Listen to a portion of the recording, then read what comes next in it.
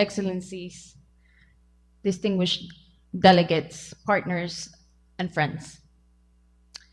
I stand here before you today with deep gratitude and with a profound sense of purpose. As Vice President of Ecuador and as the representative of President Daniel Noboa, a head of state who has made the protection of biodiversity not only a national priority, but a personal and a global mission. Ecuador is one of the most biodiverse countries on Earth, but we know that biodiversity is not only counted in species. It is measured in well-being of people, in the health of our ecosystems, and in the opportunities we create for those who will come after us. In Ecuador, biodiversity is not an abstract concept. It is part of our daily lives. It lives in the Galapagos Islands, in the Amazon basin, and in our coastal mangroves, and in the ancestral knowledge of our indigenous and local communities. But it also lives in the child who has access to clean water, in the family that can earn a sustainable income while protecting the forest, in a young entrepreneur who builds a future by working with nature, not by exhausting it. Our vision is simple, but powerful. Biodiversity must be a driver of equity, of well-being, and of innovation. That is why, under President Noboa's leadership, Ecuador is building a new model, one that brings conservation and economic transformation together, placing both people and nature at the very heart of development. In the past year, we have taken bold and innovative steps to make this vision a reality. We executed the largest debt-to-nature swap in global history, achieving more than 500 million reduction in public debt stock and 800 million in debt services savings through 2035. To protect our rainforest. This will generate over 400 million for conservation, forest governance, and local livelihood in the Ecuadorian Amazon. We secure 50 years of guaranteed funding for Yasuní National Park, one of the world's most prestigious biodiversity sanctuaries, ensuring its protection across generations and beyond political cycles.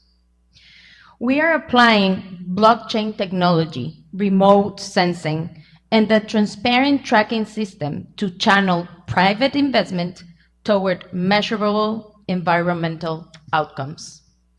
And this year, just 2 weeks ago, we introduced the Organic Law for Recovery of Protected Areas, a pioneering legal framework that opens the door to collaboration between public sector, private actors, and the communities to restore and sustainably manage our conservation areas. Let me be clear. This law, it's not about transferring ownership of or control of nature. It is about unlocking its potential in a responsible way, ensuring that those who live closest to the biodiversity are the first to benefit from it. It also represents a critical step in closing the gap toward achieving the 30 by 30 global target by enabling innovative and inclusive mechanisms to expand and strengthen protected areas with real impact in both ecosystem and communities. At the core, Ecuador believes that conservation and development must go hand by hand. We are investing in sustainable entrepreneurship with local communities, supporting ecotourism, regenerative agriculture, bio-based products, and circular economies. These efforts do more than protect the ecosystems. They generate incomes. They create dignified jobs. They address the root causes of poverty, especially in rural and indigenous areas. And we have seen a truth we must all remember.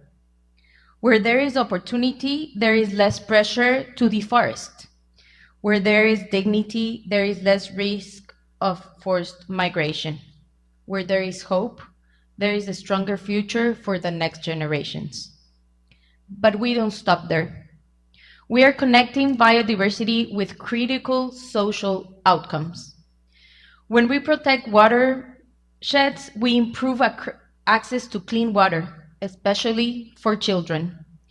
When families earn income from nature-based enterprises, they are better able to feed their children, helping reduce child malnutrition, a challenge that is both moral and developmental. When conservation efforts support schools, clinics, and local infrastructure, they become a foundation for equity, not an obstacle for growth. Still, we know this path, it's not one we can walk alone.